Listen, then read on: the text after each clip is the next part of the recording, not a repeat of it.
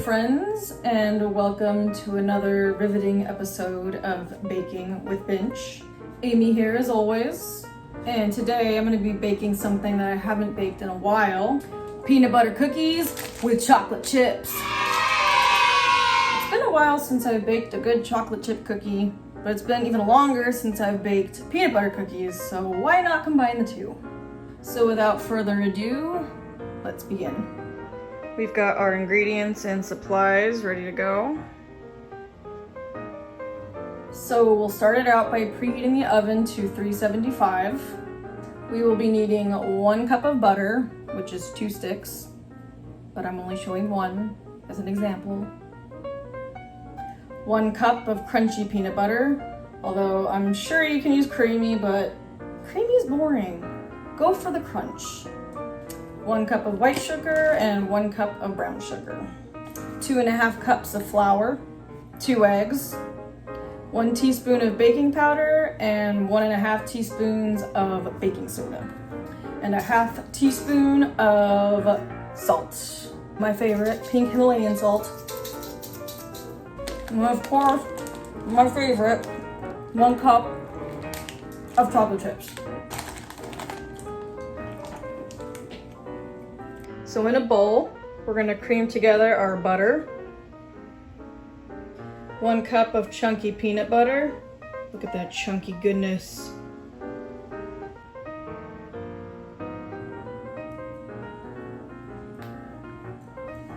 Sometimes you just gotta stop and lick the spoon. Now I feel like a dog who's eating peanut butter. Stuck on the roof of my mouth. We're gonna clear out with chocolate chips.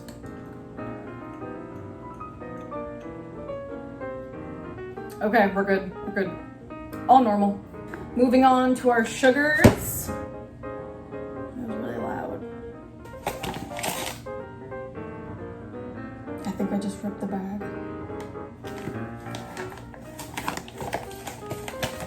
No, we're good. We're good. Just made a weird scraping sound. Here's our cup of sugar. I just found a recipe on the back of this sugar bag. Tell me chewy ginger cream cookies doesn't sound good. I'm thinking this bench here is going to be baking it in the future. You know, I used to really hate ginger, especially with sushi, because it tastes like soap. And I know there's people out there who have that genetic trait where they think cilantro tastes like soap. I am not one of them. But is it a genetic trait to think ginger tastes like soap? Anyways, I think I've finally came around to ginger because I like buying those ginger chews from Trader Joe's. Anyways, I think I want to try that recipe though, because it does sound pretty good. Moving on. Now we're throwing in our cup of brown sugar.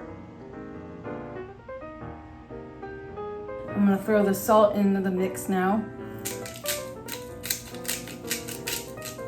Maybe I should make an ASMR video where I do nothing but crack salt and pepper.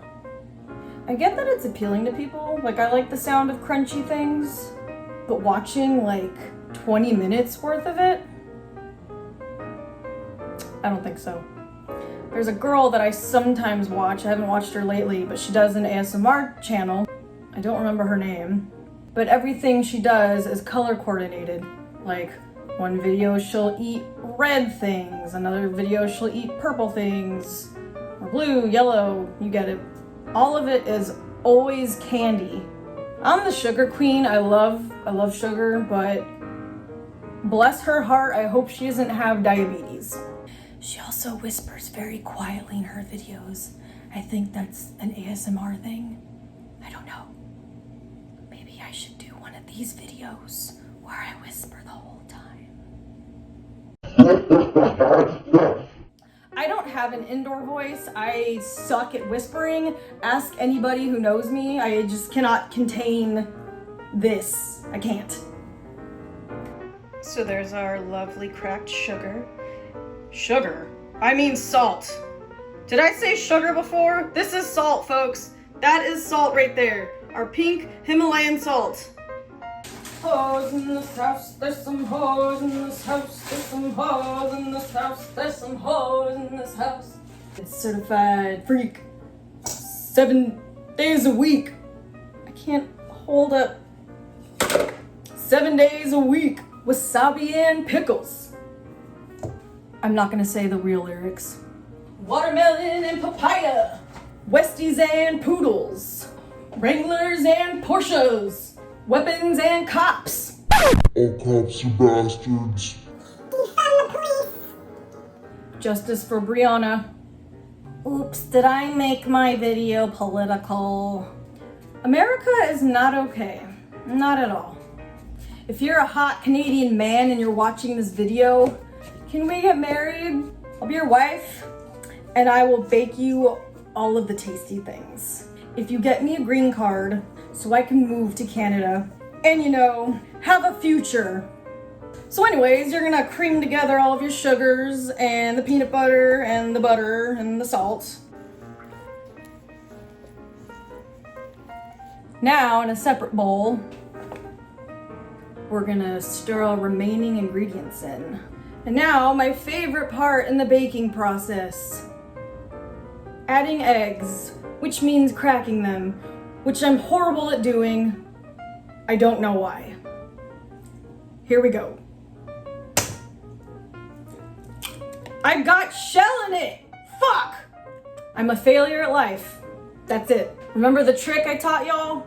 Use the cracked shell to pick out the broken pieces that are already in the bowl, because it has that sharp little edge right there. Don't use your fingers, don't use a spoon, don't lick it out of the bowl. Who the fuck would do that? Okay, we're good. I got some batter in there, but whatever. Moving on to the next egg. Please no shells, please no shells, please no shells. I did it!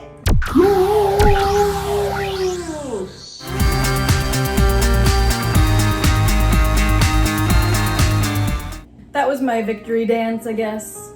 I have several of them. Look at that. I did it. I did it. Let's pop that one. Woo! Now in a separate bowl, we're gonna mix together our dry ingredients.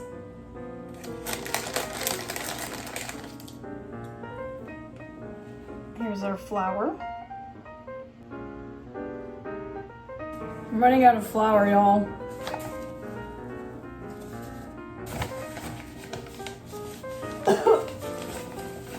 Who wants to go to the grocery store and buy me more supplies? Our teaspoon of baking powder. And now our teaspoon and a half of baking soda. I just realized I said I was gonna mix it all in a separate bowl, but I'm combining it all in this one big bowl. Whatever, it's cool. And our last ingredient, the best part.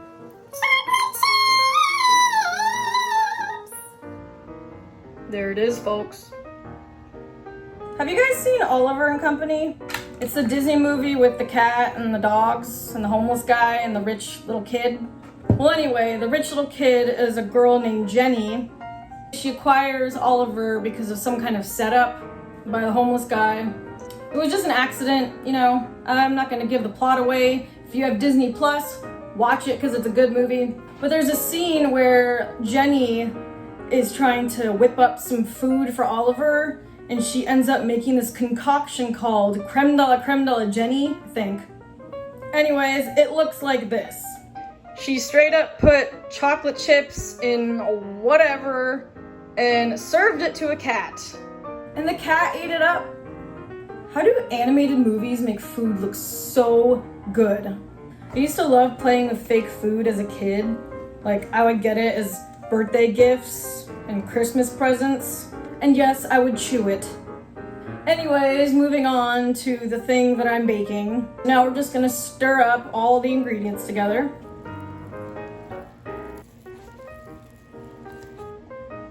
Look at this beautiful masterpiece. Okay, so here comes the part where you actually put the dough in your fridge. We're gonna let it chill for an hour because the dough was a bit mushy and it would just immediately melt in the oven. And then you just have a sheet cookie, which could be good too, but I'd rather not have to cut the cookies into squares.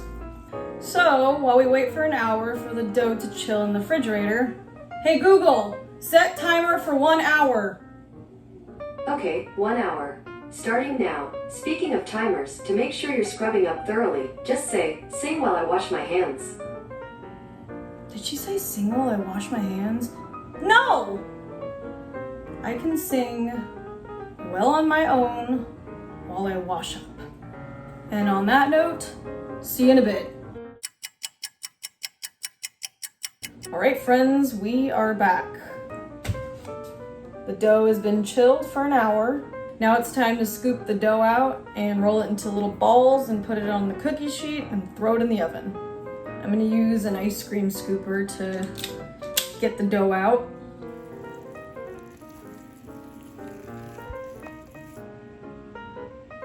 Look at these little balls of goodness.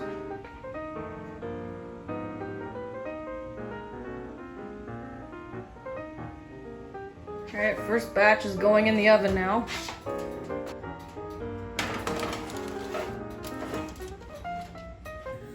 Okay, so the cookies are going to bake for 10 minutes at 375.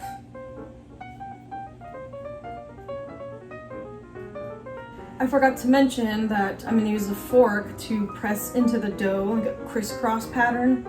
I don't know why, but most peanut butter cookie recipes call for that.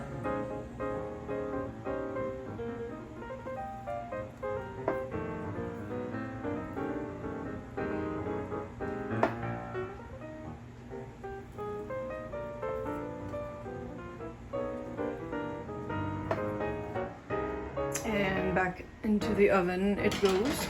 Second batch. Alright guys, so I made a shit ton of cookies and I didn't realize that the recipe would make that many. So I went a little crazy. I think it made like 50? I don't know. And then I have a couple stragglers right here. I am but one little woman and I cannot eat 50 cookies. So I'm gonna be giving some away. I'm even mailing some to my best friend who is in Portland, Oregon right now.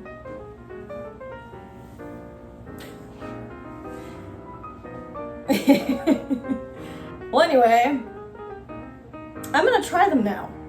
So I had mentioned that I used a fork to press in the dough crisscross style, and then I baked some just like regular cookies. So here's the regular cookie. Here's the crisscross one. These ones, I think I left them in there a little bit too long, but also I think the crisscross pattern makes them crunchier because these ones are really soft. So here's the ones that I baked like a minute too long. And then I did a second batch with crisscross marks and this one looks okay. So I'm gonna try both the crisscross cookies and then just the regular ones. Here we go. Let's start with the crisscross.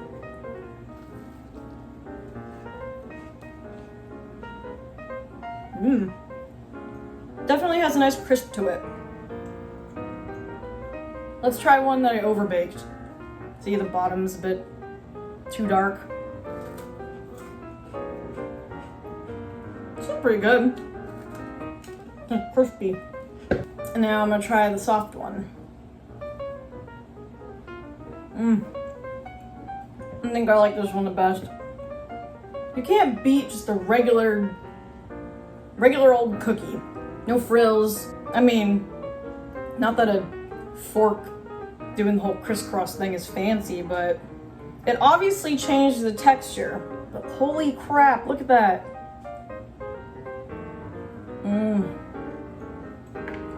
And the chocolate chips just make it that much better. So I'm gonna say, do yourself a favor and use chunky peanut butter. Chunky? Is it chunky or crunchy? Whatever, you get it. And I know I just said like no frills cookie or whatever. Again, I don't know if you would consider crunchy peanut butter a frill, but it just makes the texture that much better and complements the chocolate chip cookie and all its soft, mushy, gooey glory.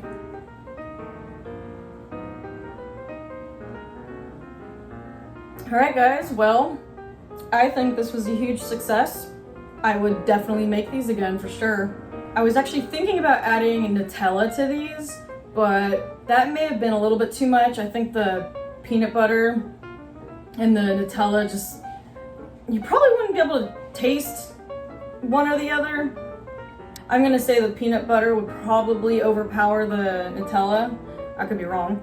But for a future video, I think it would be fun to do a Nutella chocolate chip cookie. Maybe add some hazelnuts in it. I mean, it's a hazelnut chocolate, but for texture purposes, add hazelnuts. If you like this video, please like and subscribe. I try to put videos out every 2 weeks or so. It's usually when I feel like it, but I'm trying to be consistent. Especially during this pandemic, it's kind of hard to be consistent just because the days and everything just blend together, like time doesn't exist. I'll leave this recipe in the caption information, whatever you want to call it, thing below the video. I honestly think you should totally bake these. They're really good. And experiment with the 4 crisscross thing and then just regular, don't do that with the other cookies, because then you can see the difference. I hope you guys are well. Take care of yourselves. Don't get COVID. Don't go crazy. And I will see you in the next video on Baking with Binch.